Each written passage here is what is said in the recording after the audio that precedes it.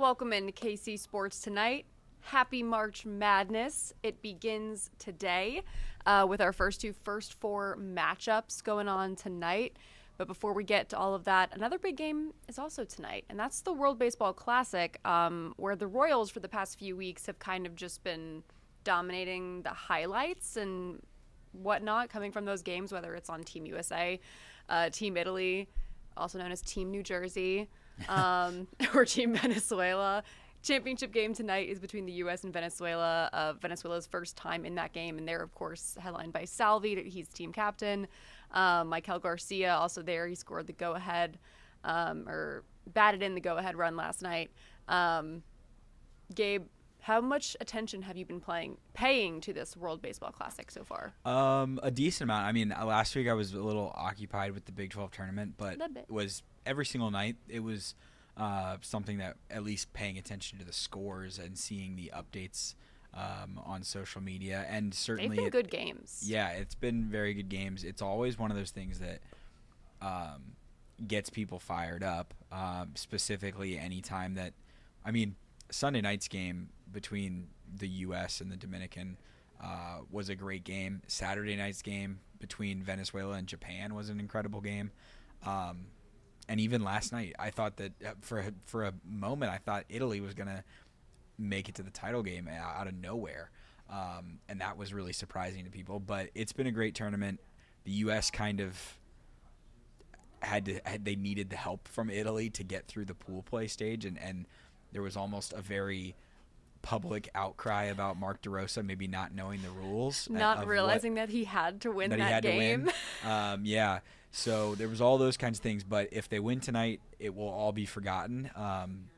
They haven't won since 2017, I think, was the last time that they won the thing. Yeah. So it would be big. I think that this is an event that just continues to grow. And talking to people, I had people text me about the World Baseball Classic who don't watch baseball aside from really like the playoffs or if something crazy is happening, and asking essentially like, how is this Italy team doing this? And I was like, well, it's all Italian American guys. Well, it's the Kansas City Royals. Yeah, it's starting lineup. Vinny Pasquantino and Jack Michael Lorenzen, who's now with the Colorado Rockies and such. But I'm looking forward to tonight and seeing what.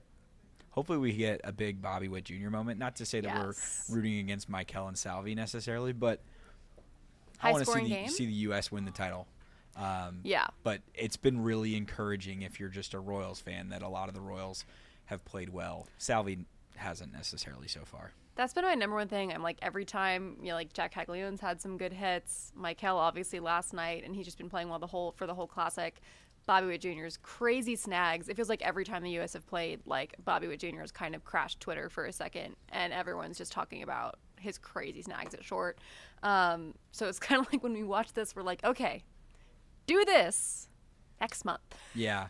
Do it next month. And then every month after that for the next 6 months. Yeah. There's been a lot of comments about Bobby's defense from people nationally. And it's like, we see this every night. Every day. You just don't pay attention because they're the Kansas City Royals. Yeah. And they're not the Yankees or the Dodgers or whatever else. But yeah, it'll be a good game. Venezuela's first time in it, like that's obviously a great storyline. Salvi team captain. A lot of reasons for Kansas City baseball fans to watch tonight's game. And kind of the same as you said, like people have been texting me who like don't watch baseball. Like I know of people who don't watch baseball and they've just been watching these games because they're just so full of fun plays and highlights. Yeah. Win or go home baseball is different, and this tournament is we've had 4 quarterfinals, 2 semifinals in this game, so it's essentially 7 consecutive game 7s. Yeah. From a like vibes and intensity standpoint. Yeah. It'll be a good one. It starts at 7 tonight. We will have highlights tonight at 10, and hopefully some Royals do some cool stuff that get to make it. On to the Chiefs. Chiefs will be definitely saying goodbye to Hollywood Brown. We knew he was going to be a free agent when the new league year began, and the Eagles have made it official. They posted it on social media. They have signed him to a 1-year deal. He's going to a newer Chiefs rival in Philadelphia, which I guess if you're an Eagles fan, like, I guess maybe there's some question marks there about A.J. Brown in the future there, all that stuff. But for For Kansas City, did you expect this move, Gabe? I didn't expect him to come back to Kansas City. I don't know if I necessarily gave much thought to where he would potentially go. Yeah. But I think that this was kind of the way things were going to go. The first year of him in Kansas City was completely derailed by the injuries. And I think even when he was out there this past year, there were some pop plays, like the play in Brazil, the long catch that he had. He was tied for the team lead in receiving touchdowns last year. He had a great game against the Raiders. Yeah, and so he had some success, at least in the red zone for the Chiefs. Yeah. But I don't think that he was critical to anything for the Chiefs, if we're being honest, in terms of last year. And just based on his career bill of health and the wide receiver room as a whole that the Chiefs have put around him and put around Rashee Rice, Xavier Worthy, it's just a lot of similar skill sets in or body types. So I think people are okay with this. I don't think it's going to generate a lot of concern or worry or sadness from anybody that he's gone. And what about the little kids with the Hollywood Brown jerseys? Yeah, there you go. I don't know if there were a lot of people who even bought those jerseys, but from an Eagles standpoint, I don't know if he's going to be just their third or fourth option, or if this means that they are maybe planning to move on from A.J. Brown. Yeah. It's only a one-year deal, so it's not like they've committed a ton of money, resources, or time to him. But it kind of feels like this is the start of him like bouncing around the league for the next however many years before his career is over, because this is his fourth team and third team in the last 4 years. So who knows? Good luck to him. Good luck to Hollywood. It felt expected, just because like you brought up how they all kind of have similar builds and body types and all that. You know, when it comes to the speed thing, it's like, okay, well, him and Xavier Worthy both kind of bring similar skill sets to the table.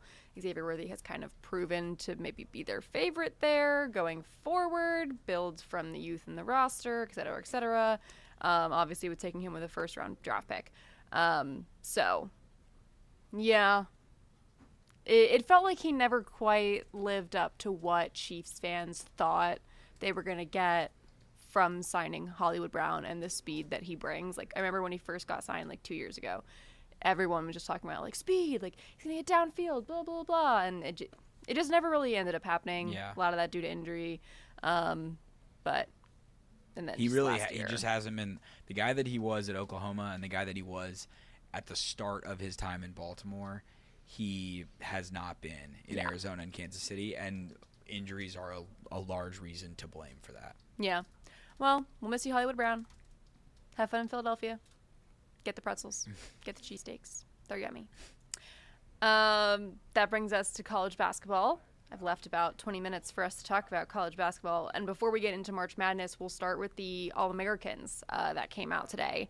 And a Kansas City kid, Keaton Wagler, star freshman for Illinois, who is now projected as a first-round NBA draft pick, who just had a crazy breakout year, is a second-team All-American, averaging about 18 points a game, 5 rebounds, 4 assists. Crazy year for Keaton Wagler, who was not recruited really by any Kansas schools when he was here. And he was the number 1 player in the class of 2025 out of Shawnee Mission Northwest. Yes. But yeah, we've kind of been keeping up with Wagler all season. More notably with the AP All-Americans, no KU players. No KU players. Darren Peterson was an honorable mention. Yes. And notably, if you go from the Big 12 angle of things, Big 12 Player of the Year Jaden Bradley was not on any of the teams, the lead guard for Arizona.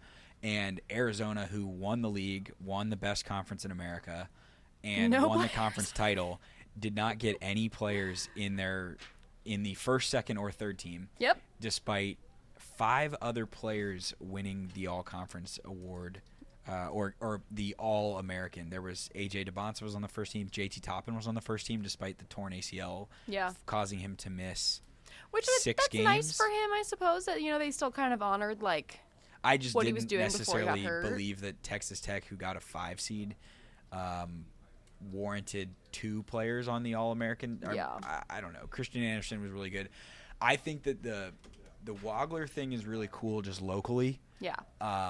The stage that he has been on, the showcase that he has gotten, maybe the spotlight of people being like, why was he not recruited by KU or K-State? Why was he not even K-State not recruiting him? That's crazy. It's wild. But crazy. Illinois didn't think that this guy was going to be no. this quickly. His parents, every time I listen to the broadcast, people are like, you know what? We talked to his parents, and they dropped him off in Champaign this summer, and they said, hopefully, who knows, maybe he'll redshirt this year because he might not be ready. He was the 143rd ranked player in the class. There's guys in that realm of player that have redshirted at different schools this year, specifically if they go to power conference schools. So it was within the realm of possibility that could have been the case. Now he's a lottery guy for the NBA next year, and he has a chance. I don't know. I have filled out a bracket. I had Illinois in my Final Four, and I think he's a big reason for it. So that's a little off the board as far as picks go. But I will say this, Katie. I was at the Big 12 tournament last week talking to several people, and we were people who cover the Big 12 bouncing around the who should have won Big 12 Player of the Year debate. Mm-hmm. And Jaden Bradley, I would say, validated it with the game winner against Iowa State and the way that he played in the Big 12 tournament title game to beat Houston and do all those things. But DeBonsa, Toppin, Christian Anderson, I'm trying to think of who else was in the top. Was in those first. There's 2 more in the first 3 teams of the AP All-American team, and none of them were Jaden Bradley. First team All Big 12. Never mind. And so the argument, what I'm saying is, the conversation was, how many different guys could you make a credible argument for could have won Conference Player of the Year, and as such, with how balanced it is, you could argue should have been an All-American. And I think of that 10-guy team, because I one of the dumber things that happens is the conference does a 10-player first team. Yeah. That's stupid, ridiculous. We need to stop it. Give many people 5 trophies. people are on a team. Give everybody a trophy. For conference awards. But my take was, I think you could have made an argument for 6 to 8 guys being the Big 12 Player of the Year, just based on the combination of statistics, team winning, all of those. Nobody checked every single box. Yeah. And this is evidence of that, is that the guy who won the award wasn't viewed as a top 15 player in the country. Yeah. By the AP. With JT Toppin tearing his ACL and missing the final half of the Big 12 season, I think if he doesn't tear his ACL, JT Toppin still probably is the Big 12 Player of the Year, back to back. But there are coaches in the Big 12 who very much believe that you should base who you vote the Big 12 Player of the Year off of who is the best player on the team that won the conference, the regular season title. Maybe not all coaches think that, but I have heard multiple coaches say that. If he won it, that seems to be the prevailing opinion. Yeah, exactly. So that's probably why they ended up going with that route. But yeah, so no KU players. I'm trying to think, when was the last time there were no KU players in the All-American list? Did Hunter Dickinson get one last year? I think he was one last year. He may have gotten one or not. But I think that this is kind of and I was having a conversation with someone as we get into this conversation about March Madness and KU and Mizzou and what they're doing. But I think some of the worry is that KU is going to lose, and maybe lose uncompetitively at some point, whether it's St. John's or whether it's Duke or whoever they end up losing to. And not even thinking of Cal Baptist. no, I'm not thinking of Cal Baptist. I watched all of or the WAC Northern Iowa championship game. Yeah. Well, you know what? I think Northern Iowa could get St. John's, and I said that to Mark yesterday. So I want that on the record that I am clip it in my bracket. I am picking Northern Iowa to beat St. John's. Ooh. That is on my official takes. Then does KU get revenge in the second round? I think so. Okay. I think they're going to lose to Duke, and I feel I have the same comfortable thing in my taking bracket. that swing because I think anybody who gets through it is losing to Duke. Yeah. But I was talking to someone who has had season tickets for KU basketball for 20 plus years, and the conversation was, if you look at Duke, if you look at Michigan, and you look at Arizona, some of the things, and Florida for that matter, some of the trend of the like pace and space college basketball era has now gotten back to, yeah, you want to play fast and you want to be super athletic, but you also really want to be big and menacing in the front court. All of the one seeds have that case, and I think that KU, maybe you're not going to get it with this version of this roster and Darren Peterson on the roster, and it's not going to line up for that to be a national title level team. But we saw a KU team in 2020, 2021, the bubble year, where they went to Indianapolis and they lost by 30 plus to USC in the round of 32, and everybody wanted to get a whole new roster and change things over and such. And KU largely ran it back with the same group, added Remy Martin, added Jalen Coleman-Lands, and then just developed guys. Yeah. And took a step forward the next year. Isn't it? And so what I'm saying is, as we focus on March Madness and as people have this maybe worry or this panic mode of, oh, Kansas wasn't that good this year, I think the most important thing for Bill Self, assuming that he comes back next year, is them retaining Flory and Bryson Tiller. Yeah. And then adding a third playable big, because if we're being honest, Paul Mbia is not that. And build from that core. Build from that core of that front line and put some guards together and keep some of the returners. I know everybody's down on Jamari McDowell. He can at least shoot it. Yeah. And you don't want to have to replace all 7 or 8 or 9 rotation guys every single year. So even what I'm saying at the end is, even if KU has an ugly March Madness loss, they should not scrap the whole roster and just be like, oh, even because Jalen Wilson was awful against USC in that loss in 2021, and he was a critical part of the national title team the year later. And same thing with Ochai, David McCormick, all of those things. So don't miss the whole forest for one game. Yeah, agree, especially with an East region that is just so, I mean, they're in there with the number 1 overall seed. Michigan State, I have personally beating Duke and going to the Final Four. I think that'll make newsroom that's gonna like that'll that make pick. our boss very happy. I hope you heard that, Josh. But I watched Michigan State beat they just do this. They just you always count on Tom Izzo winning a few games in March first and foremost. I'm never gonna bet on Tom Izzo to like lose a first round game. But I've watched this Michigan State team play a few games this season, most of which have been against my Maryland Terrapins, who are not in the bracket this year. They won 4 conference games. It was a rebuild year. We had 5 days left in the transfer portal window after we hired our new head coach. And that is also why I'm very anti-Villanova. So if Villanova loses and Kevin Willard loses, so you're a Utah State happy Katie. I fan. picked Utah State to upset Villanova. They lost to Georgetown, who was the 11 seed in their conference tournament in the first round, and that made me really happy. You know who didn't lose their first round game in their conference tournament?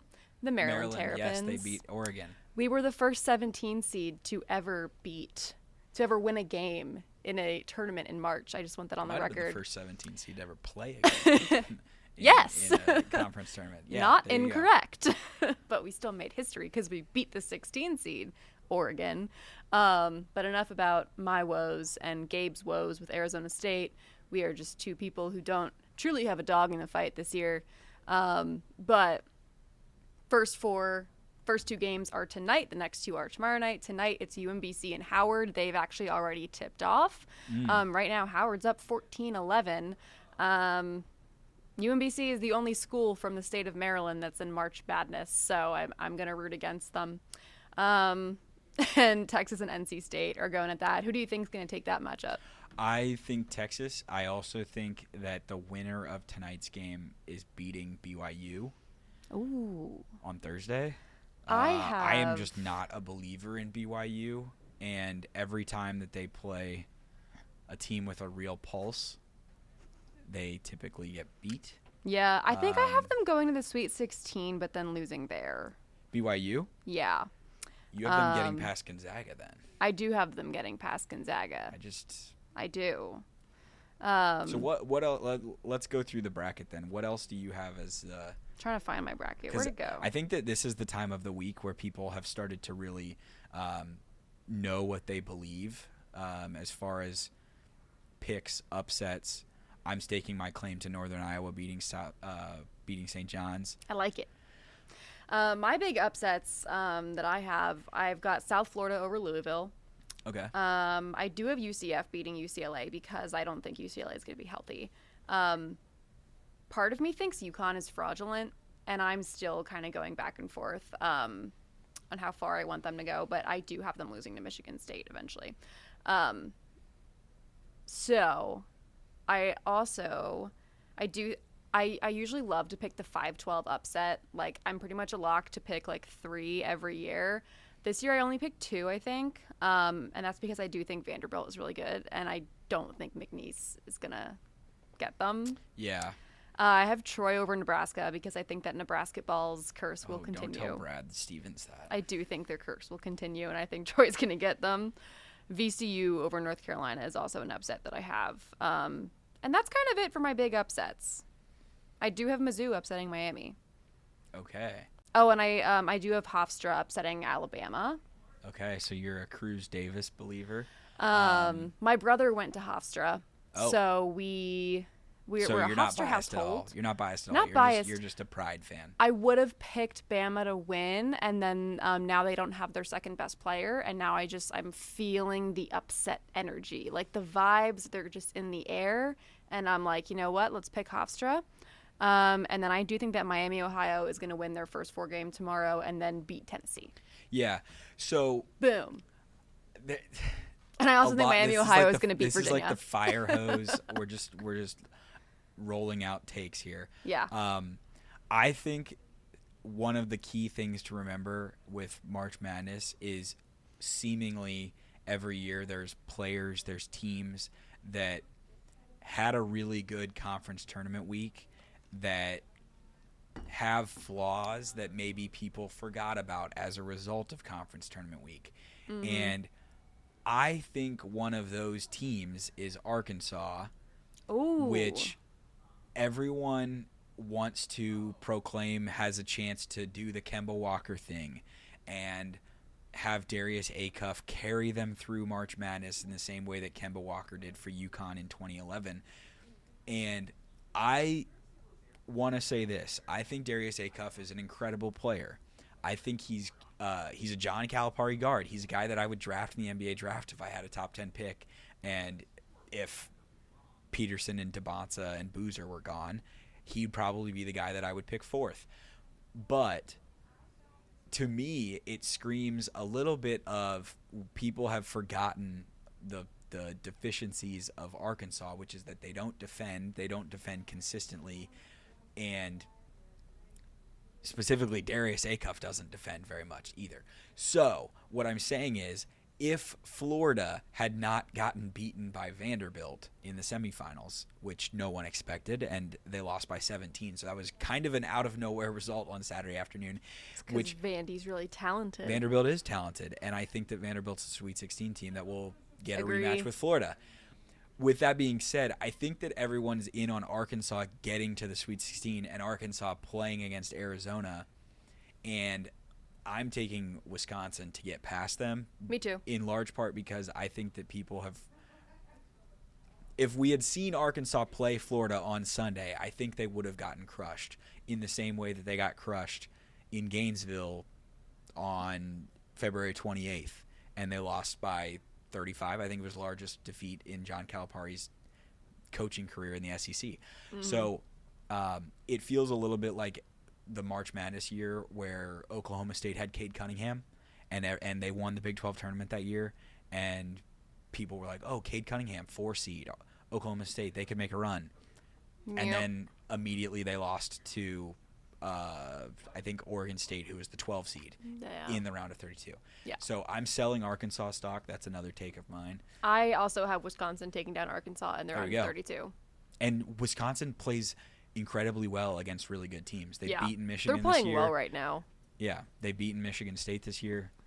Who is in your Final Four? I have Duke, Illinois, Arizona, and Iowa State.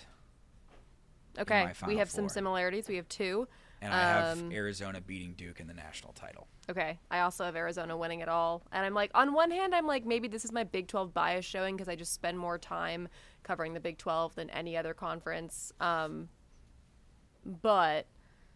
and I do, even though they didn't have the most bids of any of the power conference schools, because the Big 10 had 9 and SEC had 10, I do have Arizona winning it all. And I have a rematch of the Big 12 championship game to do so. I have them beating Houston in the championship. And so my Final Four is Michigan State, Houston, Arizona, and Iowa State. Okay. So we both have at least 1 3-seed making it, and yeah, you have 2 2s. I have 2 1 seeds, a 2 seed, and a 3. We are not repeating last year with all the 1 seeds in the Final Four. Yeah, I don't want to. I still think it's really top heavy, and I still think that all of the ones, I think most of the 1 through 4 seeds, like I don't really think that any of the 1 through 4 seeds are losing in the first round. Yeah. Just because I don't think I have any of those upsets. Well, you said you had Hofstra. Oh, I do have so Bama Hofstra losing. taking out Bama, but other than that, because their second best player isn't going to be with them. Yeah. So that's my only 4-seed upset.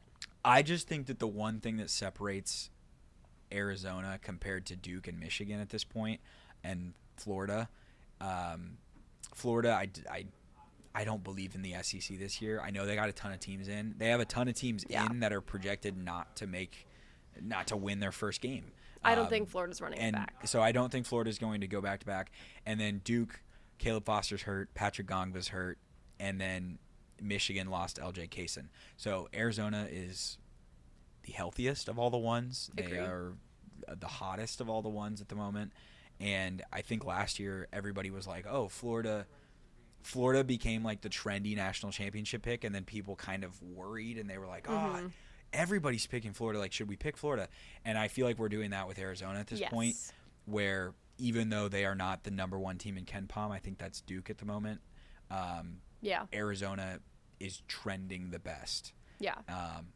I don't want that to happen. No. But I feel like it's going to happen. I have picked the national champion correctly the last 2 years. So I did. And like when I say I don't think Florida's going back to back, I'm not against picking a back to back winner because I picked UConn to win it 2 years ago back to back. Yeah. I was just like, they're just better than every other team in men's basketball by like a mile. UConn was just so dominant the year they won their second straight. And then I picked Florida last year as well. And I definitely had that feeling of like, but now everyone's picking Florida. Yeah. Now Florida's not going to win. Yeah. But yeah, all 1 seeds in the Final Four. I don't want to see it again. So we're going to hope that Arizona's the only one. Hope for some crazy. I want a 10 seed in there. Whoever that may be. It's not going to happen. Mizzou. But it'd be fun. Mizzou? Yes, 10 seed, yeah. Neil Jones will be there. He'll be super excited about it. Yeah. Okay, that's all the time we got for today for the madness. Maybe we'll be back with Gabe has his printed out bracket, so maybe we'll be back with more fun another day about that. All right. Thanks for joining us, Casey Sports Tonight. We'll see you tomorrow at 5:30.